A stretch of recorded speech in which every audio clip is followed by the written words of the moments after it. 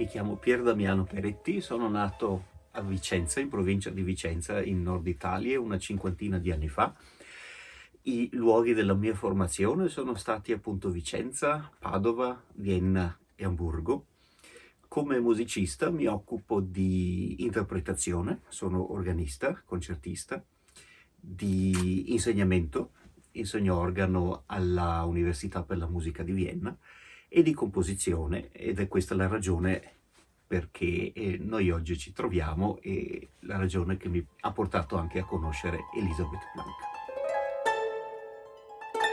Als Interpret bzw. Organist, man beschäftigt sich automatisch mit der gesamten Musikgeschichte im Grunde genommen. Es ist das breiteste Repertoire, was für ein Instrument entstanden ist. Es beginnt am Ende des Mittelalters und geht heute noch weiter.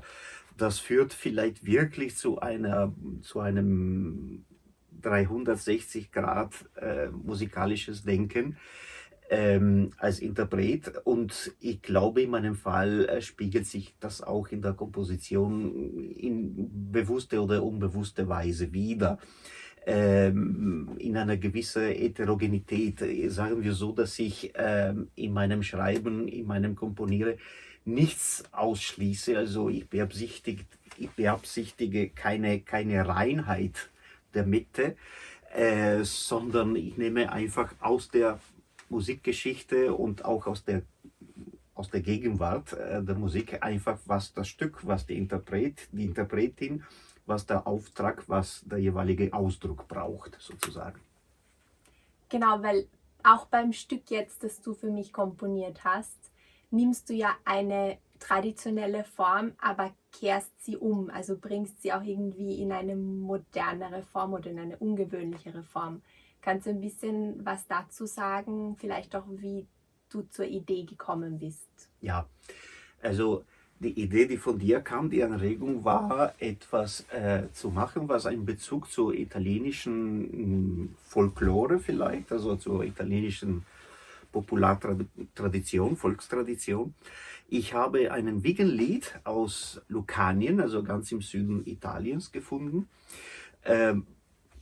Ich habe diese sehr schlichte Melodie sozusagen zum Thema einer Variationsreihe, im Sinne von Charaktervariationen, also kleine Stücke von kontrastierendem Charakter. Ich habe aber die Form sozusagen umgedreht, also das Thema taucht peu à peu auf und wird erst am Ende des Stücks offenbart, also nicht am Anfang.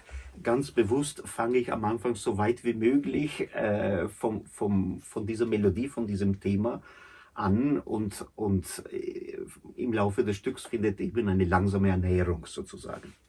Und wieso war für dich wichtig, dass es verkehrt rum ist? In welchem Stadium des Prozesses ist es dazu gekommen, dass du es umgedreht hast? Ja, das ist einfach eine Form der Dramaturgie, die ich nicht erfunden habe, möchte ich dazu sagen. Es gibt ein wunderbares Stück von Benjamin Britten, das genauso operiert, das Lacrime für Bratsche und Klavier bzw. Streicher.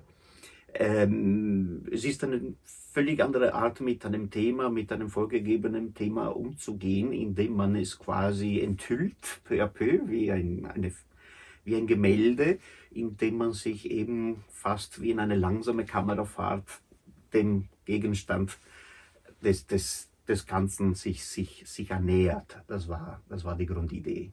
Vielleicht muss man dann deswegen auch klarer bleiben als Komponist, weil man weiß, am Ende enthüllt sich's, und ob das jetzt stimmt, was man bis dahin gemacht hat, oder? Ja, tatsächlich lenkt das die Entscheidungen sozusagen.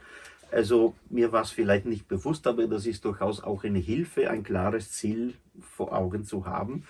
Also nächste Woche will ich dort sein, und in einem Monat will ich eben woanders sein, und am Ende soll sich eben dieses Thema quasi in seiner Reinheit darstellen, also durchaus. Und diese Charaktervariationen, vielleicht können wir da gleich drüber sprechen. Wie würdest du die jeweils beschreiben? Was sind die Punkte, die du dir dabei gedacht hast, oder was waren die Ideen dahinter? Ja, also für Harfe zu schreiben war und ist natürlich nicht einfach. Also ich bin sehr dankbar auch für die viele Tipps und für die Demonstrationen, die du mir geboten hast. Mich hat einiges klanglich durchaus fasziniert, zum Beispiel die Tatsache, dass die hohe Lage der Harfe viel stärker ist als die tiefe Lage. Also es ist quasi umgekehrt als bei bei den meisten Tasteninstrumente. Also ich wollte eben am Anfang quasi ja dieses Wiegenlied-Klischee, aber auch das Harfe-Klischee widersprechen, indem eben die Musik sehr offensiv, also wir können das quasi eine sehr kraftvolle Toccata nennen, diesen Beginn. Und ich habe wirklich auch diese Kraft der hohe Lage quasi in Szene gesetzt. Das Ganze besteht aus schnellen Patterns, die sich von einem Sforzando-Akkord zum nächsten bewegen. Aber eben diese Sforzandi in hohe Lage sind quasi die Hauptsache in diesem ersten Abschnitt.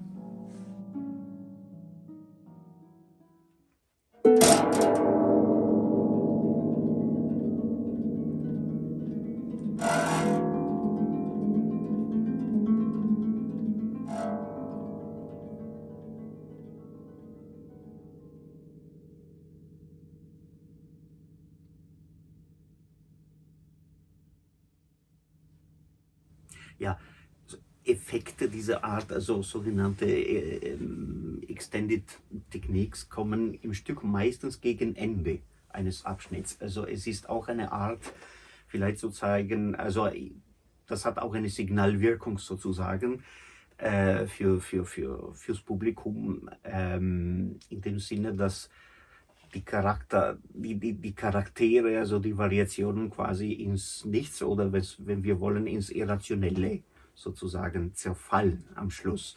Also es gibt nie ein richtiger Schlussakkord sozusagen, zumindest im Laufe des Stücks.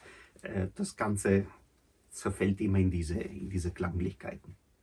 Das stimmt, und vor allem manchmal ist das, was man als Ende sehen könnte, in Wahrheit schon der Anfang vom nächsten. Also Genau das ist. Also man weiß die Trennung nicht. genau, die irgendwie. Abschnitte sind oft ineinander verwoben. Ja.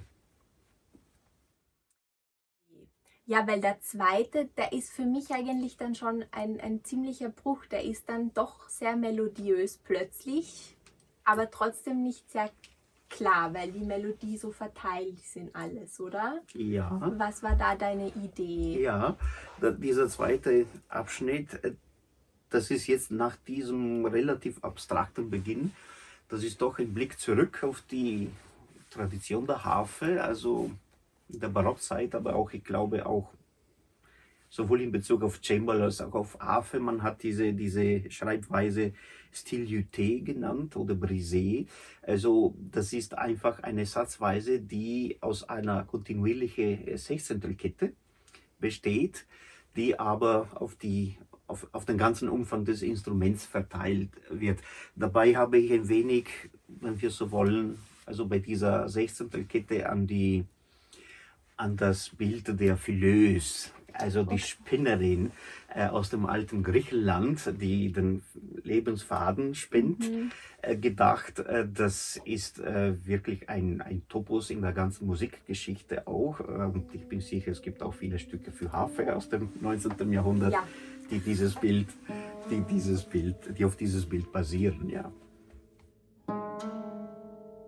Genau, also im Thema, da gibt es genau die Verarbeitung der ursprünglichen Elemente oder der ursprünglichen Inspiration, oder? Weil du hast mit, wenn man so will, zwei Effekten, also einer, der auf der Harfe passiert, hast du die Maultrommel imitiert, die eben dort, wie du mir gesagt hast, auch aus der Tradition kommt. Und dann hast du mir die große Freude gemacht, dass ich auch singen darf in einem Stück. Was zum Beispiel etwas war, wo ich mir geschworen habe, ich werde das nie machen, weil das ist peinlich. Nein, das ist nicht. Aber dann in diesem Stück war für mich, es hatte Sinn. Also es war nicht nur singen, um zu singen und einen Effekt zu haben, sondern es hat einfach sehr gut gepasst. Und dann habe ich mir auch gedacht, ich werde dem dann nicht widersprechen. Ich werde diese Hürde nehmen und ich werde daran reifen. Da ist die Frage, kann man sich gegen seine Wurzeln überhaupt wehren? Eben wie du sagst, unbewusst fließt natürlich dein 360-Grad-Blick von Organist-Tätigkeit ein, Ja. aber natürlich auch das, wie man aufgewachsen ist, oder? Ja, Also, ganz dass bestimmt. diese Musik oder auch wie Sprache Musik beeinflusst. Ja. Das ist doch so, also das Italiener, die sagen, ja, mein Gott, an der Staatsoper kann man sich kein Verdi anhören, weil das geht überhaupt nicht. Dass einfach dieses Gefühl, wie das Timing von Musik funktioniert, dass das natürlich auch mitschwingt, oder? Ja, bestimmt auch die eigene Sprache, die Musik, mit der man aufgewachsen ist, Ja. aber auch natürlich, solche Wurzeln gehen weit über Musik hinaus, das ist klar. Aber ich glaube, ich hoffe sogar, dass das Ganze auf einer unbewussten Ebene Ja, ja. funktioniert. Also ich setze mich nicht hin und nehme mir vor, ich schreibe jetzt ein italienisch klingendes Stück. Weil dann funktioniert es auch gar Eben, nicht, oder? funktioniert nicht. Also entweder kommt es von selbst sozusagen, ohne dass man es beabsichtigt, oder eben nicht. Aber ist nicht das Schöne, also dass man auch diese ganzen Bestandteile in sich sammelt und vielleicht filtert, je nachdem, was man gerade braucht, und dann bewusst oder unbewusst kommt das raus. Also eben mehr oder weniger je nach Stück. Ich habe auch den Verdacht, oder ich bin mir ziemlich sicher, dass in all diesen Stücken, an denen ich beteiligt war, sehr viel von meiner Stimme, wie ich die Harfe sehe, mitschwingt oder was ich wichtig finde fürs Instrument. Und ich denke, das wahrscheinlich bei dir auch, ob du willst oder nicht. Ja. Irgendwas blitzt hervor. Ja, ganz bestimmt. Also ich verdanke das, was ich über die Harfe weiß, natürlich, also verdanke ich dir. Insofern, ich bin sicher, dass auch ein Stück von dir, von deiner Persönlichkeit, aber auch von deiner Spielart im Stück zu finden ist.